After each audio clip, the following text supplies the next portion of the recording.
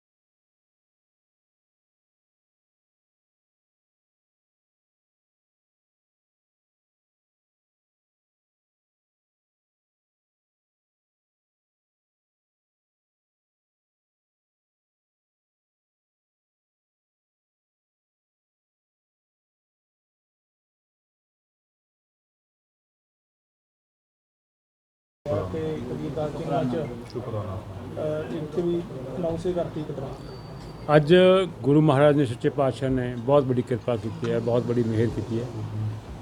साथ सुखबीर सिंह बादल प्रधान श्रोमणी अकाली दल ने नाभे तो बाबू कबीर दास जी की टिकट सब तो पहले अनाउंस की है। उस गल का गुरु अगे धन्नवाद करने के लिए संगत नूं बुला के संगती रूप दे विच गुरु साहब का धन्नवाद किया, गुरु साहब तो आग्या लई है तो अज इलैक्शन का आगाज़ शुरू किया है।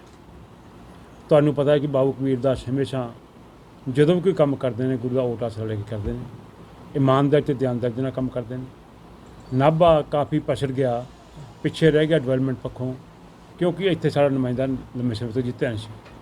ऐतकी सानूं 100% उम्मीद है जो उत्साह लोगों के विच है, जो अज गल कर रहे हैं, जो करप्शन कांग्रेस सरकार ने की है ਉਹਦਾ लोग अज चाहते हैं बदल चाहते हैं। कबीर दास तो चंगा इत्थे कैंਡੀਡੇਟ नहीं, तो जो श्रोमणी अकाली दल के प्रधान साहब सुखबीर सिंह बादल ने, शाह प्रकाश सिंह बादल ने पिछले 10 साल जो काम किए हैं वो एक रिकॉर्ड तोड़ काम किए हैं। चाहे कल्ली कल्ली कंस्टिट्यूएंसी की गल कर लो, कल्ले कल्ले पिंड की गल कर लो, ਜਾਂ कोई कॉमन गल्लां कर लो स्टेट ਦੀਆਂ, हर जगह के उत्ते चाहे कोई बिजली सरप्लस करने की गल से देखो गल्लां करनियां बहुत सौखियां होंदियां ने। सारे कहते हैं कि सरकार आने तो पहले इन्होंने गल की, लोगों के विच एक गल फैलाई कि जो बिजली समझौते किए हैं गलत किए हैं, पर अज 5 साल होने वाले हो गए, कोई एक गलती भी कढ़ सके। यही गल आप दी है, आप भी गल्लां करते हैं है ना। बिजली सब तो महंगी दिल्ली दे विच है, उत्थे 200 यूनिट माफ है, इत्थे 300 की गल करते हैं। इत्थे ये भी गल कहते जे 301 यूनिट हो गया ਤਾਂ 301 ਯੂਨਿਟ ਦੇ ਪੈਸੇ ਲਵਾਂਗੇ। ਕਿੱਡੀ ਵੱਡੀ ਠੱਗੀ ਠੋਰੀ ਹੈ। ਦੇਖੋ ਇਹਦਾ ਮਤਲਬ ਲੋਕਾਂ ਦੇ ਉੱਤੇ ਇੱਕ ਬੈਨ ਲਾਤਾ ਉਹਨਾਂ ਨੇ, ਪਰ ਸ਼੍ਰੋਮਣੀ ਅਕਾਲੀ ਦਲ ਨੇ ਜੋ ਕਿਹਾ ਉਹ ਕੀਤਾ ਹੈ। ਸ਼ਾਹ ਪ੍ਰਕਾਸ਼ ਸਿੰਘ ਬਾਦਲ ਨੇ ਕਿਹਾ ਕਿ ਮੈਂ 5100 ਰੁਪਏ ਸਗਨ ਦਊਂਗਾ, ਪਹਿਲੀ ਮੀਟਿੰਗ ਦੇ ਵਿੱਚ ਅਨਾਉਂਸ ਕਰਤਾ। ਬਾਦਲ ਸਾਹਿਬ ਨੇ ਕਿਹਾ ਮੈਂ ਟਿਊਬਵੈੱਲਾਂ ਦੀ ਬਿੱਲ ਮਾਫ ਕਰ ਦੂੰਗਾ, 200 ਯੂਨਿਟ ਟਿਊਬਵੈੱਲਾਂ ਦਾ ਮਾਫ, ਆਪਣਾ SC ਭਾਈਚਾਰੇ ਦਾ ਮਾਫ ਕਰ ਦੂੰਗਾ, ਪਹਿਲੀ ਮੀਟਿੰਗ ਦੇ ਵਿੱਚ ਕਰਤਾ। ਉਹਨਾਂ ਨੇ ਕਿਹਾ ਕਿ ਮੈਂ ਆਟਾ ਦਾਲ ਦੇਵਾਂਗਾ, ਉਹ ਪਹਿਲੀ ਮੀਟਿੰਗ ਦੇ ਵਿੱਚ ਸ਼ੁਰੂ ਕਰਤੀ। SC ਭਾਈਚਾਰੇ ਦੀਆਂ ਧਰਮਸ਼ਾਲਾ ਬਣਾ ਕੇ ਦੇਵਾਂਗੇ ਅਸੀਂ, ਉਹ ਵੀ ਸ਼ੁਰੂ ਕਰਤੀਆਂ। ਪਿੰਡਾਂ ਦੇ ਵਿੱਚ ਸੜਕਾਂ ਬਣਾ ਕੇ ਦੇਵਾਂਗੇ ਅਸੀਂ, ਜੋ ਕਿਹਾ ਹੈ ਉਹ ਕੀਤਾ ਹੈ। ਸੜਕਾਂ ਦੀ ਗੱਲ ਕੀਤੀ ਸੀ, ਉਹ ਸੜਕਾਂ ਬਣਾ ਕੇ ਦਿੱਤੀਆਂ ਨੇ।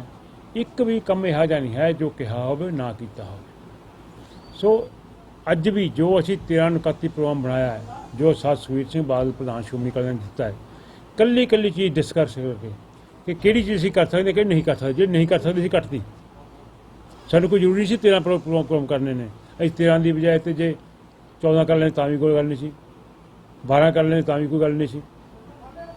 ਪਰ ਇਹ ਅਸੀਂ ਤਾਂ ਕੀਤਾ ਹੈ ਕਿ ਜਿਹੜੇ ਕੰਮ ਅਸੀਂ ਕਰ ਸਕਦੇ ਹਾਂ, ਅਸੀਂ ਹਰ ਚੀਜ਼ ਦਾ ਵੇ ਆਊਟ ਲੱਭਿਆ ਕਿ ਜੋ ਗੁੱਡਵਿਲ 100 ਸਾਲ ਦੀ, ਕਿ 100 ਸਾਲ ਹੋ ਗਏ ਸ਼੍ਰੋਮਣੀ ਅਕਾਲੀ ਦਲ ਪਾਰਟੀ ਬਣੀ ਨੂੰ, ਜੋ ਕੁਰਬਾਨੀਆਂ ਸ਼੍ਰੋਮਣੀ ਅਕਾਲੀ ਦਲ ਨੇ ਕੀਤੀਆਂ ਨੇ, ਮੇਰੇ ਖਿਆਲ ਕੋਈ ਦੁਨੀਆ ਦੇ ਵਿੱਚ ਨਹੀਂ ਹਜੇ ਮਿਸਾਲ ਮਿਲਦੀ ਤੁਹਾਨੂੰ।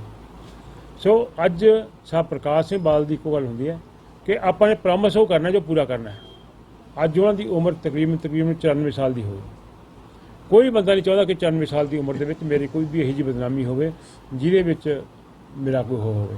ਉਹ ਕਹਿੰਦੇ ਉਹ ਕੰਮ ਕਰੋ ਜਿਹੜਾ ਕਰ ਸਕਦੇ ਹੋ, ਫਿਰ ਦੱਸੋ ਕਿਵੇਂ ਕਰੋਗੇ।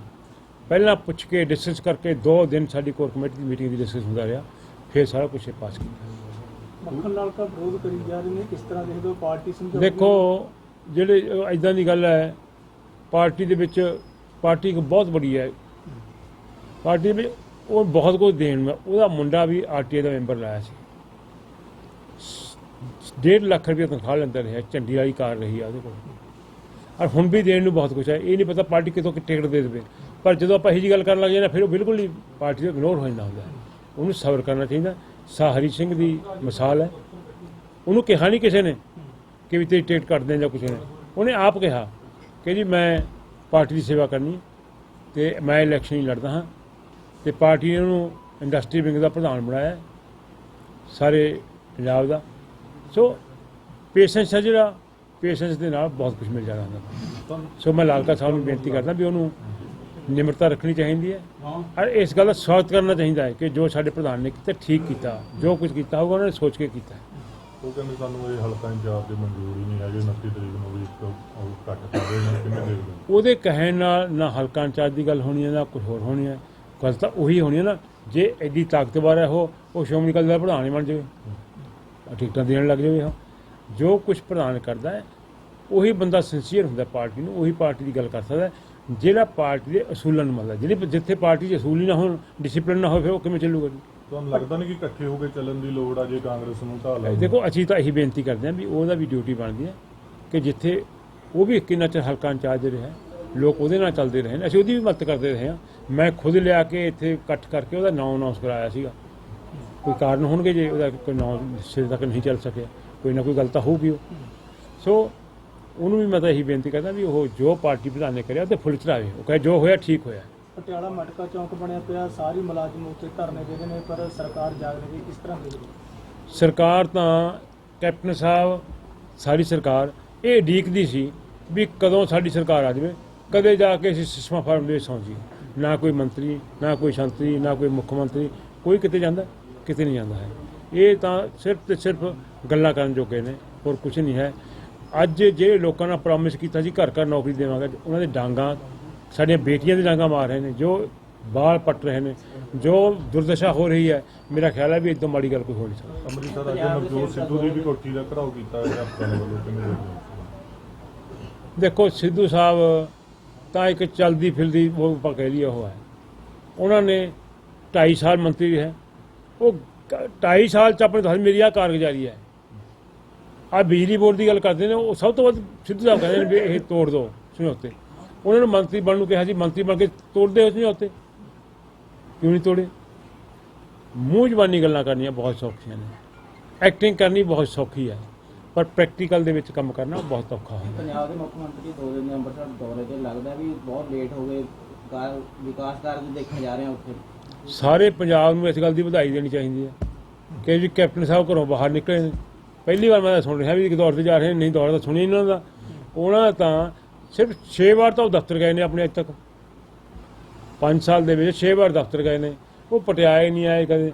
ਦੇਖੋ ਇਸ ਗੱਲ ਦਾ ਧੰਨਵਾਦ ਕਰਦੇ ਵੀ ਉਹ ਆਪਣੀ ਮਾਤਾ ਜੀ ਦੇ ਸਵਰਗਵਾਸ ਹੋਣ ਤੇ ਹੈ ਨੇ, ਭੋਗ ਤੇ ਵੀ ਹੈ ਨੇ। ਅਦਰਵਾਈਜ਼ ਤਾਂ ਉਹਨਾਂ ਨੇ ਸਹੁੰ ਖਾਧੀ ਸੀ ਕਿ ਜਿੱਦਾਂ ਮੁੱਖ ਮੰਤਰੀ ਬਣ ਗਏ, ਜਿਹਨਾਂ ਦੇ ਮੁੱਖ ਮੰਤਰੀ ਆ ਉਹਨਾਂ ਤੇ ਮੈਂ ਕਿਤੇ ਨਹੀਂ ਜਾਣਾ ਹੈ, ਨਾ ਮੈਂ ਲੋਕਾਂ ਦੀ ਗੱਲ ਕਰਨੀ ਆ, ਪਿੱਛੋਂ ਦੇਖਾਂਗੇ ਕੀ ਕਰਨਾ। ਸੋ ਅੱਜ ਜਾਣ ਲੱਗ ਗਏ, ਉਹ ਚਲੋ ਧੰਨਵਾਦ ਉਹਨਾਂ ਦਾ। ਪੰਜਾਬ 'ਚ ਗੈਂਗਸਟਰਵਾਦ ਫਿਰ ਤੋਂ ਪ੍ਰਫੁੱਲਤ ਹੋ ਰਿਹਾ, ਕਿਸ ਤਰ੍ਹਾਂ ਦੇਖਦੇ ਹੋ? ਪਹਿਲਾਂ ਤਾਂ ਕਾਫੀ ਠੱਲ ਪੈ ਗਈ ਸੀ, ਹੁਣ ਫਿਰ ਦੇਖੋ ਇਹਦੇ ਤੇ ਬੜਾ ਸੀਰੀਅਸ ਸੋਚਣ ਵਾਲੀ ਗੱਲ ਹੈ। ਜਦੋਂ ਤੁਹਾਡੇ ਹਾਲਾਤ ਖਰਾਬ ਹੋਣ, ਅਨਪਲਾਇਮੈਂਟ ਹੋ ਜੇ, ਬੱਚੇ ਵਿਹਲੇ ਹੋ ਜਾਣ, ਫਿਰ ਉਹ ਕਿਸੇ ਨਾ ਕਿਸੇ ਪਾਸੇ ਜਾਂਦੇ ਨੇ। ਜੇ ਆਪਾਂ ਉਹਨੂੰ ਚੰਗੇ ਪਾਸੇ ਲਾ ਦਈਏ, ਕੰਮ ਲਾ ਦਈਏ, ਫਿਰ ਉਹ ਆਪਣਾ ਕੰਮ ਕਰਨ ਲੱਗ ਜਾਂਦੇ। ਡਰੱਗ ਦੀ ਵੀ ਇਹੀ ਗੱਲ ਹੈ। ਡਰੱਗ ਤੁਸੀਂ ਸਖਤੀ ਨਾਲ ਨਹੀਂ ਬੰਦ ਕਰ ਸਕਦੇ। ਡਰੱਗ ਤੁਸੀਂ ਲੋਕਾਂ ਨੂੰ ਕੰਮ ਲਾ ਕੇ, ਇੰਪਲਾਇਮੈਂਟ ਦੇ ਕੇ, ਜਦ ਬੰਦਾ ਬਿਜੀ ਹੋਊਗਾ ਉਹਦੇ ਕੋਲ ਟਾਈਮ ਹੀ ਹੈ ਨਹੀਂ। ਜਦੋਂ ਬੰਦਾ ਵਿਹਲਾ ਹੈ, ਗਲਤ ਸੋਸਾਇਟੀ 'ਚ ਬੈਠੂਗਾ, ਉੱਥੇ ਫਿਰ ਡਰੱਗ ਵੀ ਖਾਊਗਾ, ਗੈਂਗਸਟਰਵਾਦ ਵੀ ਹੋਊਗੀ, ਹੋਰ ਵੀ ਹੋਊਗਾ।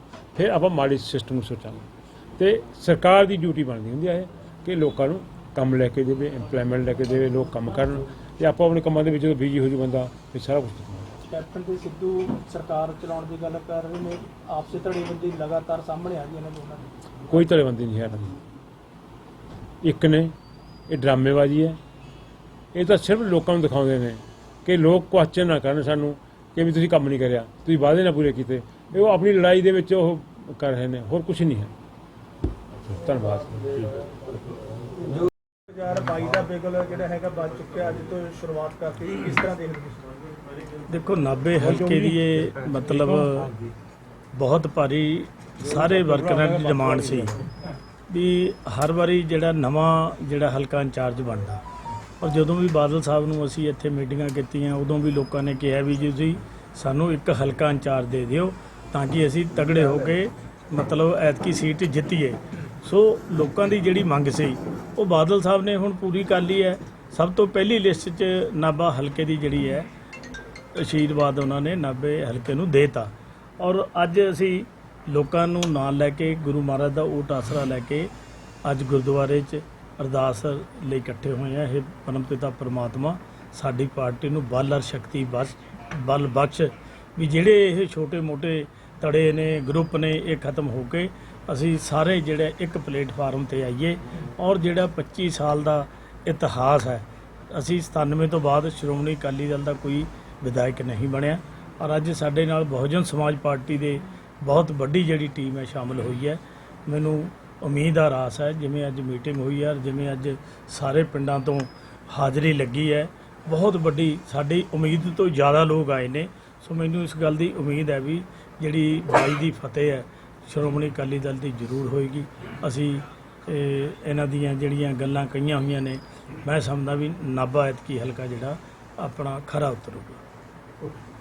ਕਿਸ ਤਰ੍ਹਾਂ ਸਟਰੋਂਗ ਮੰਨ ਲਓ ਸਾਡੀ ਗੱਲ ਨੂੰ? ਤੁਹਾਡੇ ਸਾਹਮਣੇ ਹੈ ਅੱਜ ਧੰਨਵਾਦ ਸਮਾਗਮ ਸੀ ਸ਼੍ਰੀ ਕਬੀਰਦਾਸ ਵੱਲੋਂ ਰੱਖਿਆ ਹੋਇਆ।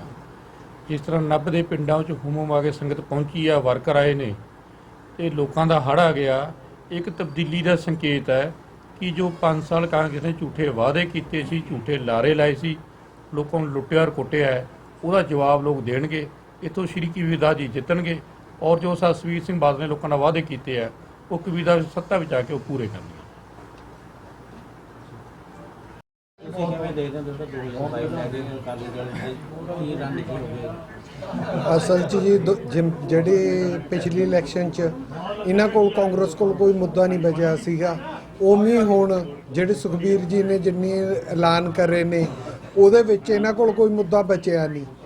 ਇਹ ਮੁੱਦਾਹੀਨ ਸੁਖਬੀਰ ਜੀ ਨੇ ਪਿਛਲੀ ਇਲੈਕਸ਼ਨ 'ਚ ਵੀ ਕਰਤੇ ਸੀ, ਤਾਂ ਗੁਰੂ ਗ੍ਰੰਥ ਸਾਹਿਬ ਤੇ ਬੇਅਦਬੀਆਂ ਤੇ ਇੰਨਾ ਇਹਨਾਂ ਨੇ ਰਿਐਕਟ ਕਰਿਆ ਤੇ ਬੇਅਦਬੀਆਂ ਹੁਣ ਵੀ ਇੰਨੀਆਂ ਹੋ ਰਹੀਆਂ ਨੇ। ਸਭ ਕੁਝ ਉਵੇਂ ਹੀ ਹੋ ਰਿਹਾ, ਪਰ ਸੁਖਬੀਰ ਜੀ ਗਿਰੀ ਹੋਈ ਪੋਲਿਟਿਕਸ ਨਹੀਂ ਕਰਦੇ, ਉਹ ਚੰਗੀ ਪੋਲਿਟਿਕਸ ਕਰਦੇ ਨੇ, ਇਸ਼ੂਜ਼ ਦੀ ਕਰਦੇ ਨੇ, ਚੰਗੇ ਮੁੱਦਿਆਂ ਦੀ ਗੱਲ ਕਰਦੇ ਨੇ। ਕਿਸ ਤਰ੍ਹਾਂ ਦੇਖਦੇ ਹੋ ਹੁਣ ਚੋਣਾਂ ਨੂੰ ਲੈ ਕੇ, ਕਿਸ ਤਰ੍ਹਾਂ ਉਤਸ਼ਾਹ ਹੈ? ਇਹ ਤਾਂ ਤੁਸੀਂ ਵੀ ਦੇਖਦੇ ਹੋਵੋਗੇ ਜੀ, ਅੱਜ ਦਾ ਜਿਹੜਾ ਹੰਗਾਰਾ ਸੀ ਕਬੀਰਦਾਸ ਜੀ ਦਾ, ਇਹ ਬਹੁਤ ਹੀ ਮਤਲਬ ਇੱਕ ਵਰਕਰ ਜਿਹੜਾ ਅਕਾਲੀ ਦਲ ਦਾ ਹੈਗਾ, ਪੁਰਾਣੇ ਵਰਕਰ ਰਾਜਾ ਸਾਹਿਬ ਵੇਲੇ ਦੇ ਵੀ ਦੇਖਣ ਨੂੰ ਮਿਲੇ। ਮਤਲਬ ਕਬੀਰਦਾਸ ਜੀ ਇੰਨੀ ਜ਼ਿਆਦਾ ਨਿਮਰਤਾ ਪ੍ਰੇਮ ਵਾਲੇ ਬੰਦੇ ਨੇ, ਸਮੂਹ ਸੰਗਤ ਨੂੰ ਨਾਲ ਲੈ ਕੇ ਚੱਲ ਰਹੇ ਨੇ, ਜਿਹਦੇ ਕਰਕੇ ਸਾਨੂੰ ਉਮੀਦ ਹੈ ਵੀ 2022 'ਚ ਇਲੈਕਸ਼ਨ ਅਕਾਲੀ ਦਲ ਜਿੱਤੂਗਾ ਹੀ ਜਿੱਤੂਗਾ, ਜਿਵੇਂ ਹੰਗਾਰਾ ਲੋਕਾਂ ਤੋਂ ਮਿਲ ਰਿਹਾ।